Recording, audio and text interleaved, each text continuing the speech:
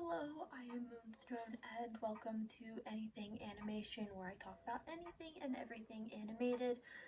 This is part 2 of Mortal Oral. If you haven't seen the first part, you're going to want to watch the first part or else you will not understand anything I'm about to say.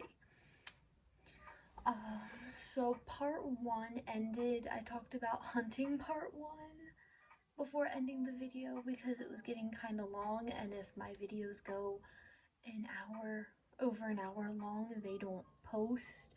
I learned that lesson the hard way with the history of Monster High video that I want to post, but I can't. YouTube won't let me. Anyway, so hunting part 2. I'm gonna jump right into it. So in Hunting Part 2, we get a recap of what we see in Part 1, Clay taking Oral out into the woods to do some survivalist camping. He's got the family pew pew. Oral was supposed to use the family pew pew, but Clay ends up giving him a different one. Oral doesn't want to any animals because he'll feel super guilty about it. Do not add.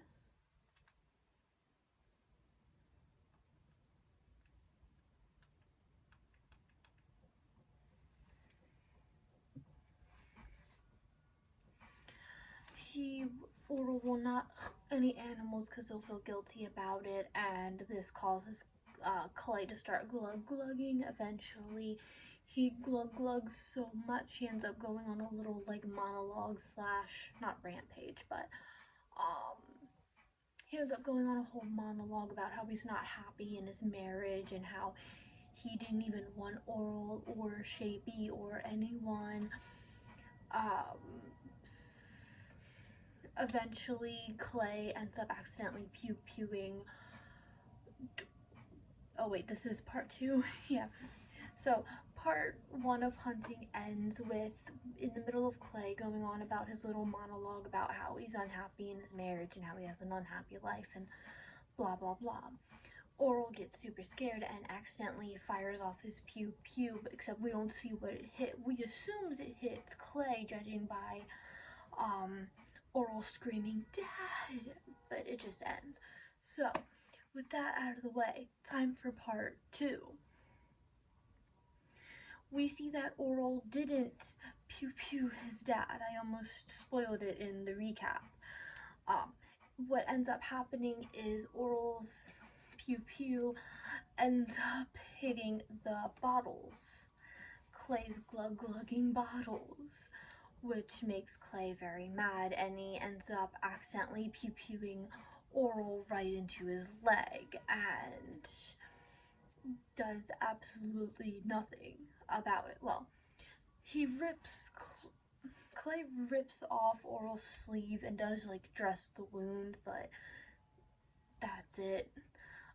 Oral sits there and he's like, "Hey, can you please get me my first aid kit, please, so I can, disinfect and dress the wound." Clay gets all upset because Oral brought something not survivalist and ends up drinking the rubbing glug-glug out the first aid kit, and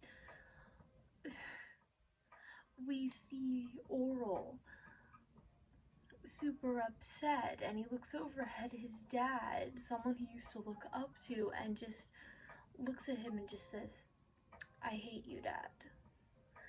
And Clay, just no reaction, no nothing, just hate away.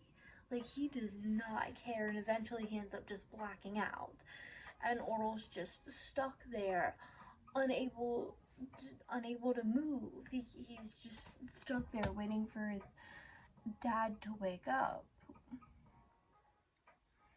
And what makes matters worse is a bear shows up. A bear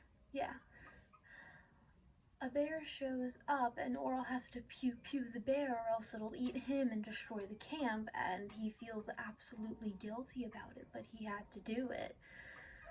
And okay.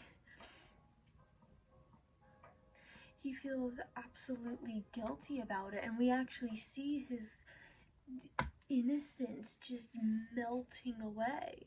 Clay doesn't wake up until sometime into the afternoon and immediately falls asleep after.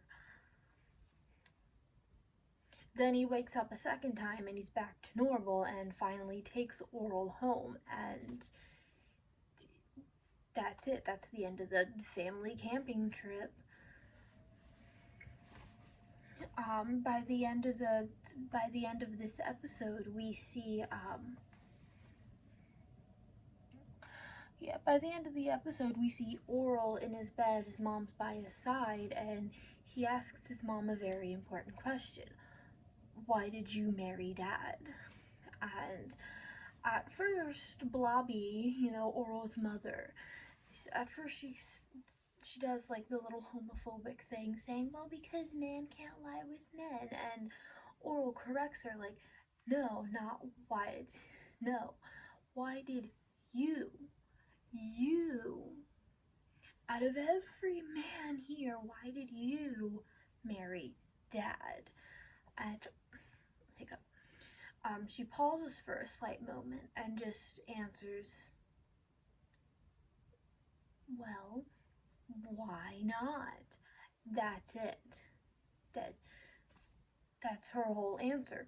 Why not? She doesn't have an actual reason.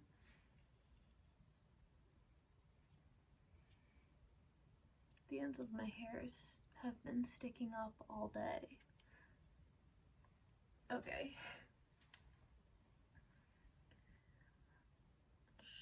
Yeah.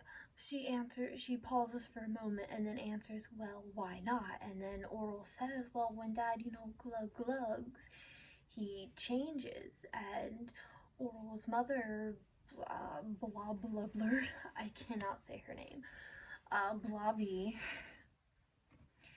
ends up being like, oh, your father doesn't change. That's his true nature coming out.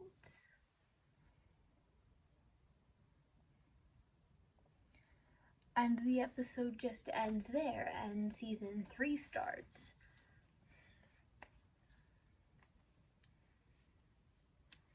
So season 3 is very out of order. So first off, there's only 13 episodes in season 3. Yeah, there's only 13 episodes. I think that's counting before Oral, but we'll get into that in a minute.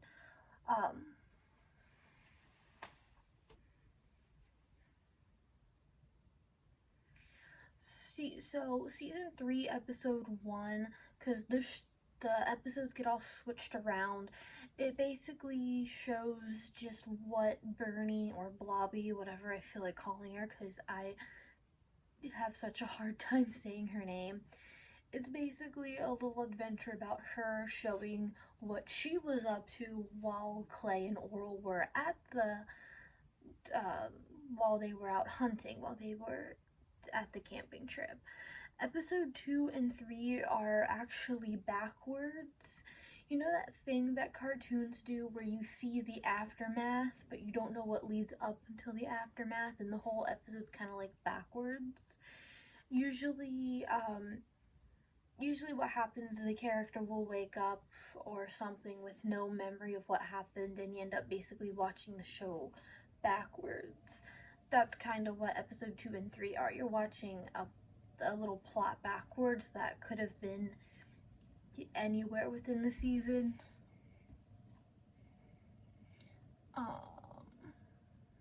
Yeah, then there's episode 4, which I do want to talk about, but I'll get into that a little bit later. Yeah, there's episode 4, which I will talk about. And then episode 5,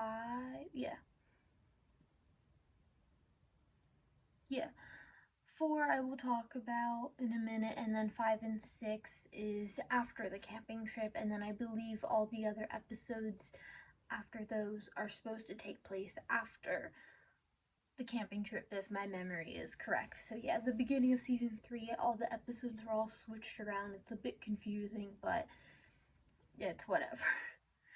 So anyway,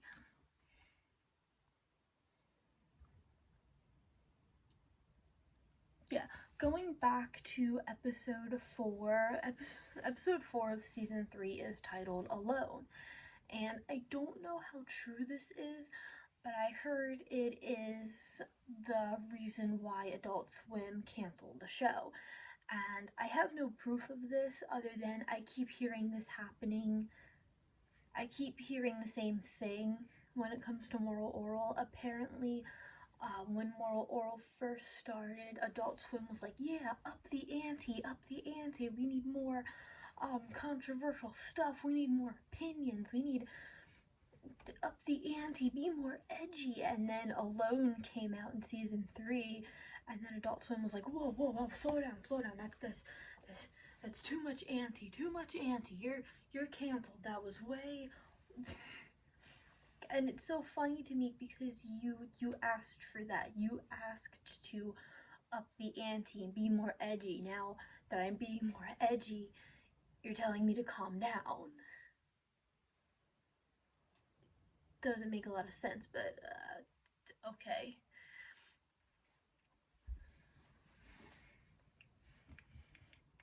But yeah, episode 4, much like episode 1, takes place during the camping trip, except Clay and Orel and what's going on during the camping trip. They're not the main focus in episode 4. Episode 4 focuses on the 3 main women of Moralton: Nurse Bendy, Orel's teacher, and Miss Sensordoll. So this episode starts off with Nurse Bendy going home. We see she lives in a apartment complex, and if you look at the sign right underneath the apartment's name, it says House for Spincers or Home for Spincers. I don't remember, but I know Spincers is in the name. And if you don't know what a spinster is, it is what you call a unmarried woman that is older than the usual age for marriage. So like a 50, 67-year-old unmarried woman would be considered a spinster. But yeah, you have to remember Moralton is a very hardcore Christian town. Meaning the ages aren't 50, 60, they are 22, 25, because Christian culture. So yeah, in most Christian places, if you are not married by the ages of 20 to 25, you are a spinster. You are told that it's basically too late, no happiness for you, you get nothing, you failed at your only job. So, for those of you who don't know this, when you're a Christian woman, you're told, marriage is the ultimate happiness. Getting married will make you happy. Get married, have kids, cook, clean. That is your only option. You can't do anything else because woman. But you have to do this before you turn 25, otherwise you failed at your only job and nobody will love you because of how old you are.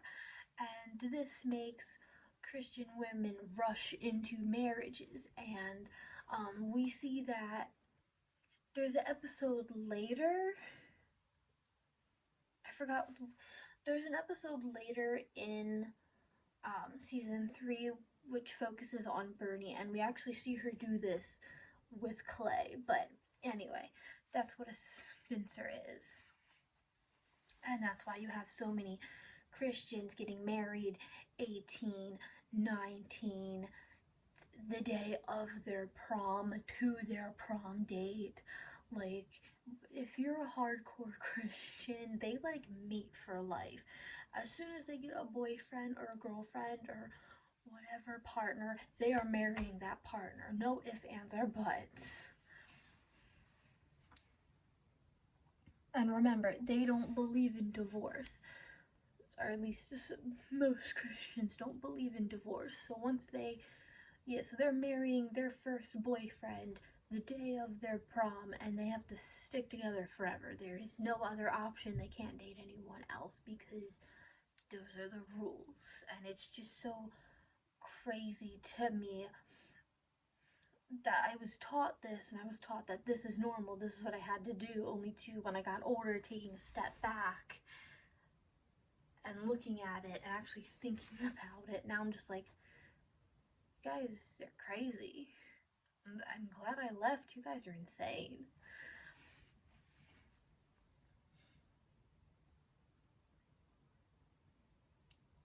Anyway, getting back to episode 4 with Nurse Bendy. Go away commercials. I'm not even sure if you can hear my background music or not. I usually leave it on for me because I tend to speak very quietly unless there's something playing in the background that I need to speak up and talk louder because I have to talk over it. But my TV's all the way back there, so I don't even know if you can hear it or not. But anyway, we see Nurse Bendy. She comes home and there's a radio going on talking about, babies and how it's a woman's job to stay at home and take care of the babies and blah, blah, blah. We see as soon as Nurse Bendy turns on the lights to her house. Well, it's not to her house, it's to her bedroom. We actually don't see the rest of her house. Her eyes fill with childlike wonder, and we see her room. She's got these purple walls, and there's all these little toys and little knickknacks everywhere. And when she looks around the room, she looks like a kid in a candy store, at a toy store, just, oh my god, wow. It's like, that's her reactions, and she looks around,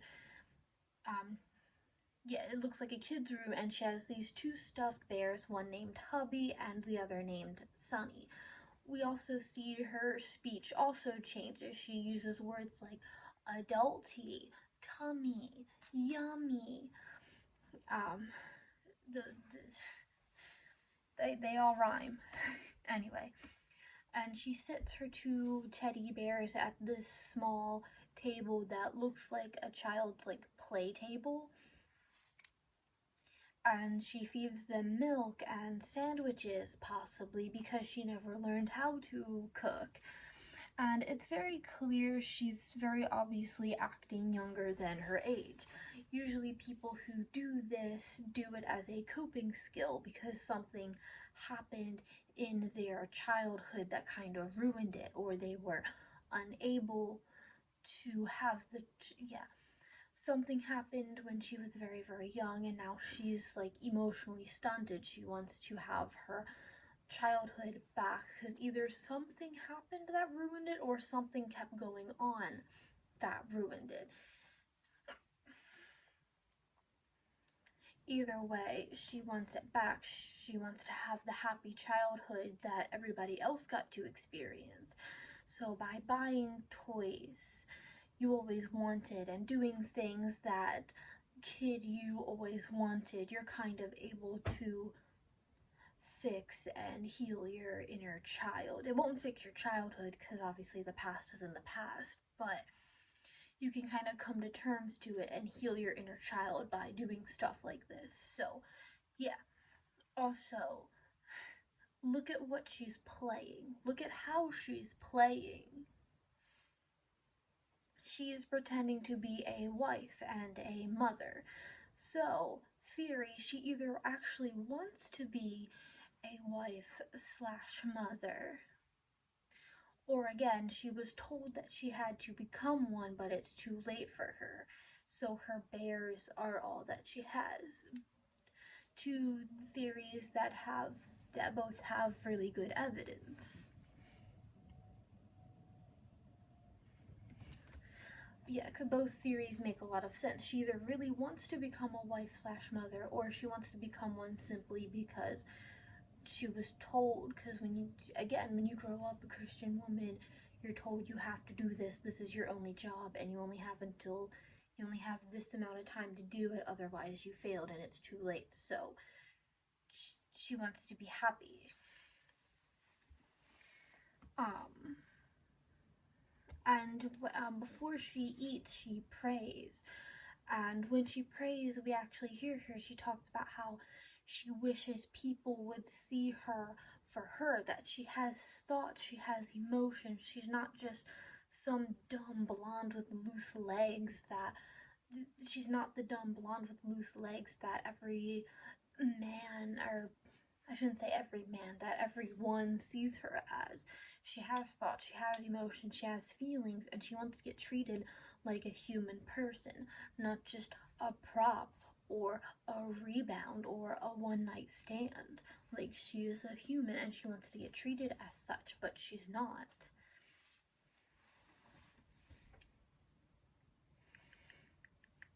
Yeah. She has thoughts and feelings, and right now she feels alone, and she just wants to be loved. She just wants to be happy. And that's where it ends pretty much.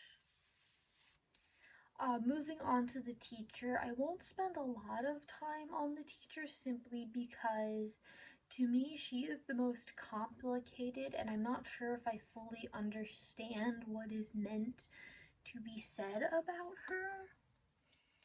I've actually seen a few like theory videos simply talking about this episode and this episode alone. And I keep hearing like 14,000 different theories. I also see like 2 to 3 different theories about Nurse Bendy, but I understand Nurse Bendy. Hers isn't as complicated as the teacher's, but anyway. So yeah, by the way, all 3 of these women all live in the same apartment complex. They're all Spencers. It's all too late for them to get married and stuff. We see Oral's teacher comes home, and the first thing she does is she flicks the lights on and off and on and off and on.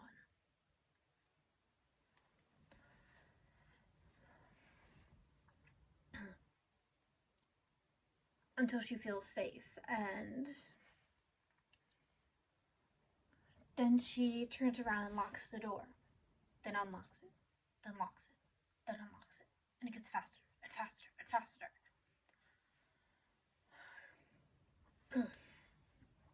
And then she ends up leaving it unlocked. I'm not sure if there was a reason for that, but I think she left it unlocked. She turns on the radio, then back off, then on, then off, then on.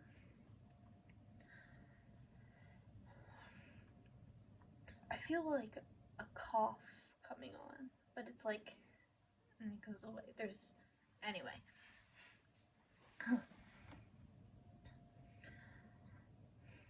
Anyway, she turns her radio on, then off, then on, then off, then on, then off. An announcement is on. There we go. Sorry. An announcement is on the radio about a man in prison who just passed away, and she looks scared, she looks panicked. Eventually, we follow her to the bathroom. There's newspaper clippings everywhere. It's very clear she kept track of whoever this prisoner is, but why? We then see more clippings talking about how she was the one about how it was the teacher. She was the one who brought this man to justice, but at what cost? And that's where her story ends. We then see our final woman, Miss Sensordahl, the librarian, and her story is pretty straightforward. Her mom calls her They begin arguing. Turns out Miss Sensordoll's mother made baby Sensordoll get rid of her entire reproductive system. And that's why Sensordoll is so obsessed with eggs, because she can't make any on her own anymore. She can't have babies, she can't do anything anymore. And she kind of gets, I don't know, on one hand, because she had her entire reproductive system removed, obviously she can't have kids anymore. And on one hand, she doesn't like her mother. She hates her mother for it. She doesn't understand why her mother made her do it, or I shouldn't say made her do it, why her mother had this done to her as a baby, and doesn't like her mother for it. Like, why didn't you wait until I was, old enough to make this decision? Why? But then also, on the other hand, she compares herself to the Virgin Mary and thinks she's like higher and more superior than all the other women because she's a virgin forever and can't have kids.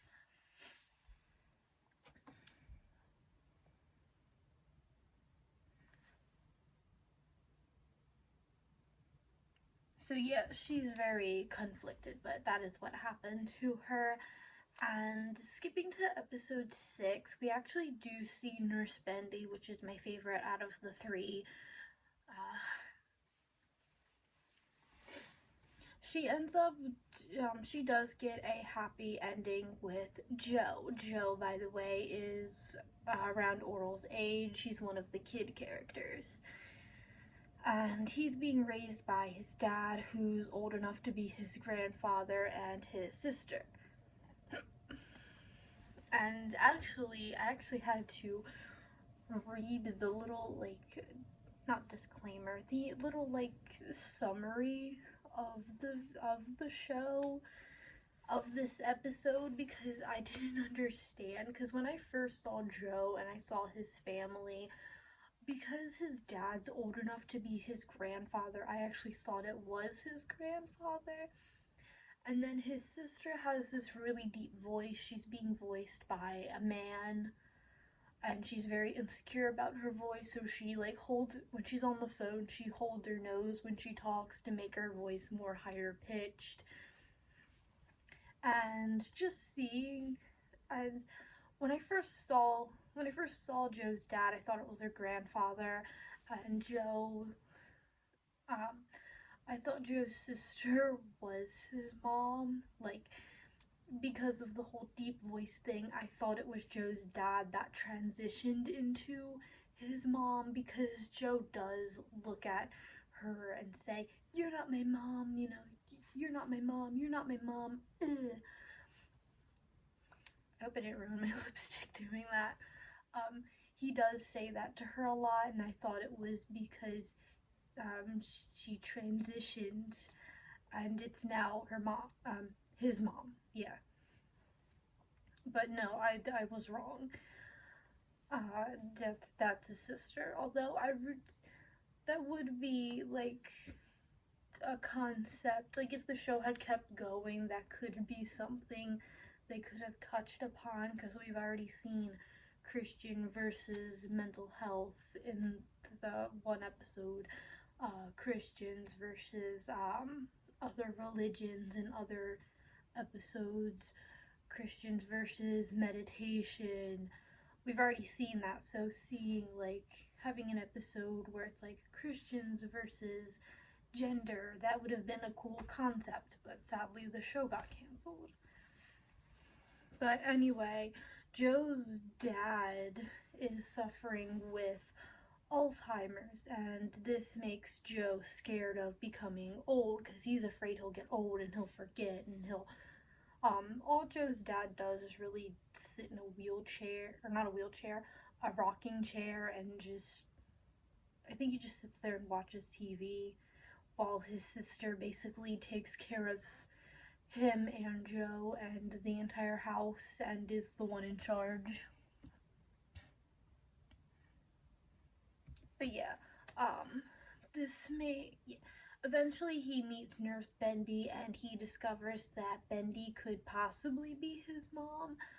I know Bendy made the comment about how her blonde hair isn't actually blonde, it's actually black, and she dyed it blonde, and Joe's hair is black, and eventually Nurse Bendy ends up taking Joe to her apartment building, and he sees all the toys, and he picks up Sunny, and something kind of clicks with Bendy, and she ends up tossing Sunny, like throwing Sunny away because she doesn't need Sunny anymore.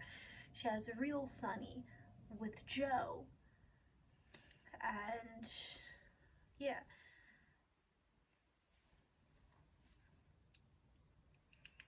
Yeah.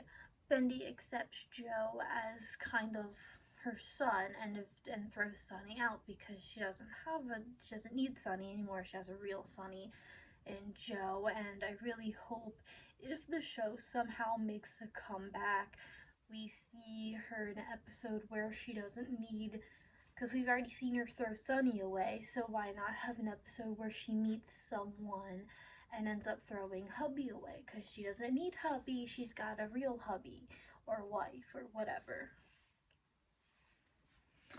Skipping to the last few episodes, we look into Bernie and Clay's past. We see Bernie's first, and yeah. We look into Bernie and Clay's past and seeing why they are the way they are, starting with Bernie because her episode is first. She felt very isolated. All of her friends slowly started to all get married one by one until Bernie was the only single one left. And remember what I talked about.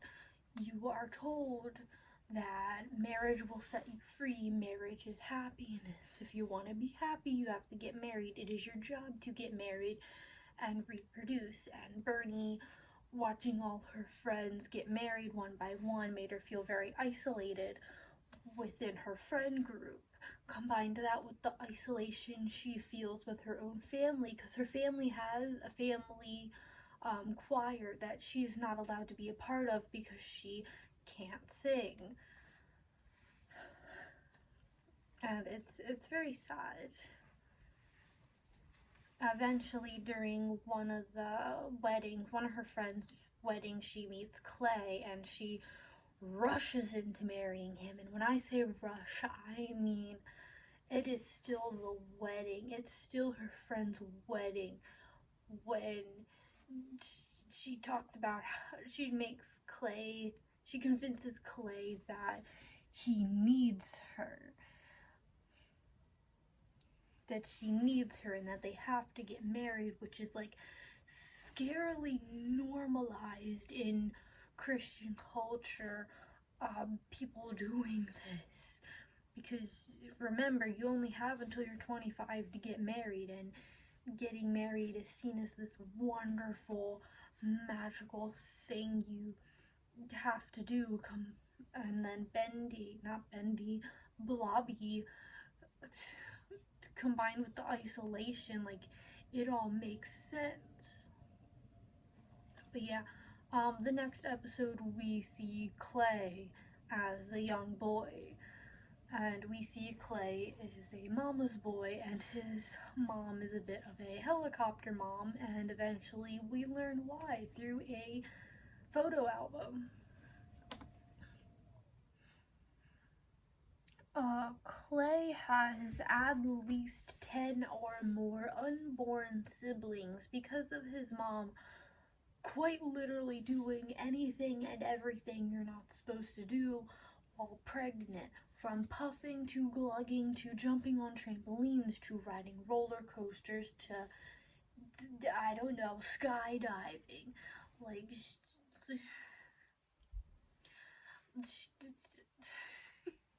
I can't get the words out. And then, because of all this, all of the babies that were inside of her ended up passing away while inside of her. And then eventually we get down to Clay, and she was so desperate for Clay to be born. She just prayed. She prayed and she prayed and she prayed, and she forgot to jump on the trampoline, and she forgot to ride roller coasters. She forgot to glug and to puff. She forgot all of this. Like, she was so busy praying, she almost forgot to eat sometimes. Her words, not mine. And eventually, because she wasn't doing anything and everything that you're not supposed to do while with child, Clay ended up being born. And because Clay was born, his family ended up becoming, hardcore Christians, because it was seen, Clay being born was seen as a miracle and not his mom just doing what you're supposed to be doing while instead of Clay being born was seen as a miracle because his mom wasn't doing everything you're not supposed to be doing while pregnant.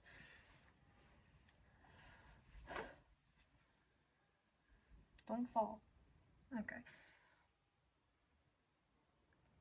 This upsets young Clay so much, knowing that he's not an only child anymore.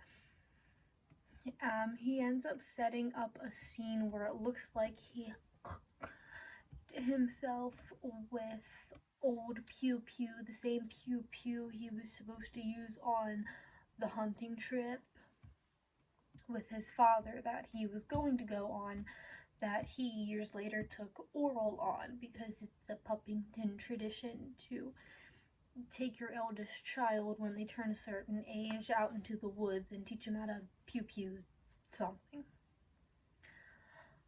Both his parents come in, they see the scene, they both freak out, until the dad realizes it's fake. He sees the ketchup bottle shoved in the corner over there, and then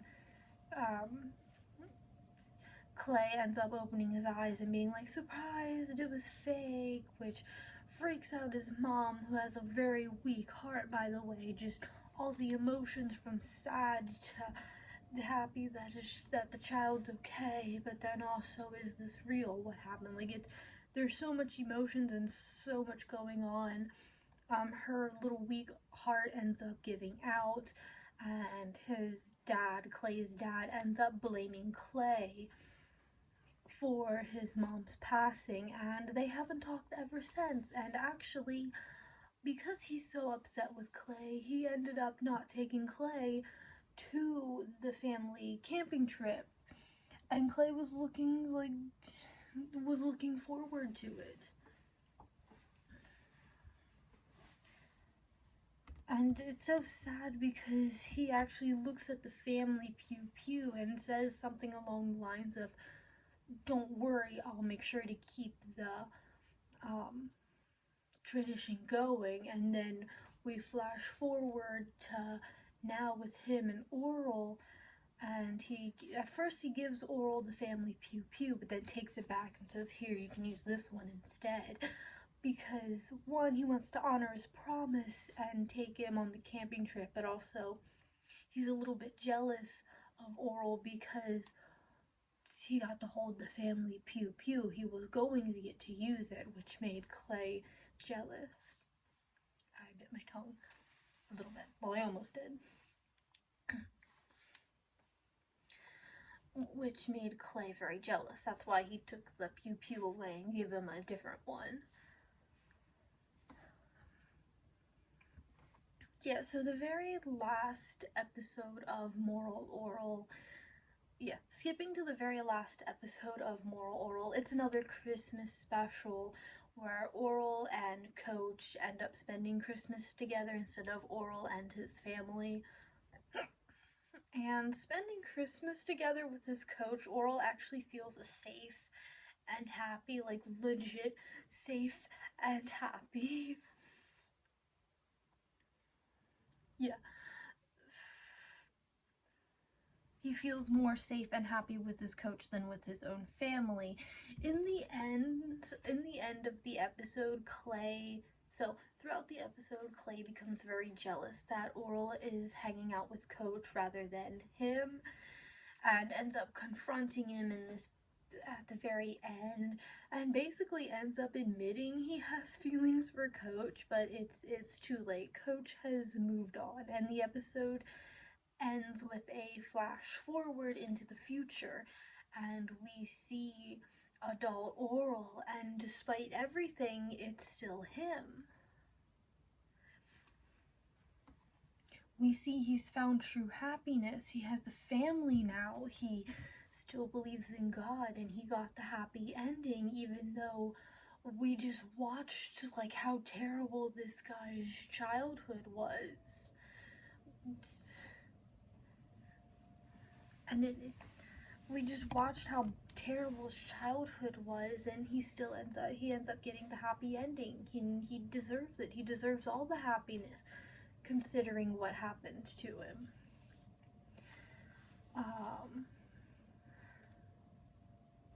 So Moral Oral was supposed to end after 3 seasons, and then a spin-off called Before Oral, which takes place when Oral is 4 years old.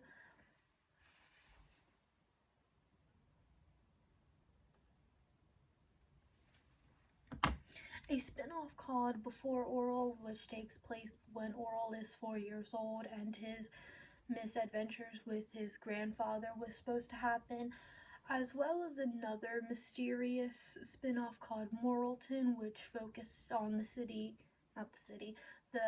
individual characters from Moralton, because throughout the series, little here and there, you get to learn more and more about the background characters. So they are all every single character in Moral Oral is so fleshed out. They all have backstories, they all have emotions, they all have hopes and dreams, and even though a lot of the background characters only got 1 episode to shine, that's all they needed. That's all they needed was 1 episode. So yeah, I don't know if Moralton is real, if that spin-off was real. It would have been really cool if it was, but we do have the pilot for Before Oral. It is a backdoor pilot, and if you don't know what that means, that just means the pilot counts as an episode of Moral Oral. A lot of shows do this to kind of see how popular the idea of the spin-off is, and if it gets popular enough, the spin-off ends up getting made. So it's not the pilot of Before Oral, it's not lost or anything. It just gets lumped in with Moral Oral, which is good, because that means I get to watch it and I get to talk about it, but unfortunately, my video is almost at the hour mark. Well, it's not at the hour mark. I have at least 15 minutes left to talk, but I have a lot to talk about this 1 episode of Before Oral, so I'm going to unfortunately have to make a part 3, because I'd rather make a bunch of parts where I can take my time and talk about something rather than try to rush through it in 15 minutes. So thank you guys so much for watching. I'll see you next time. Bye.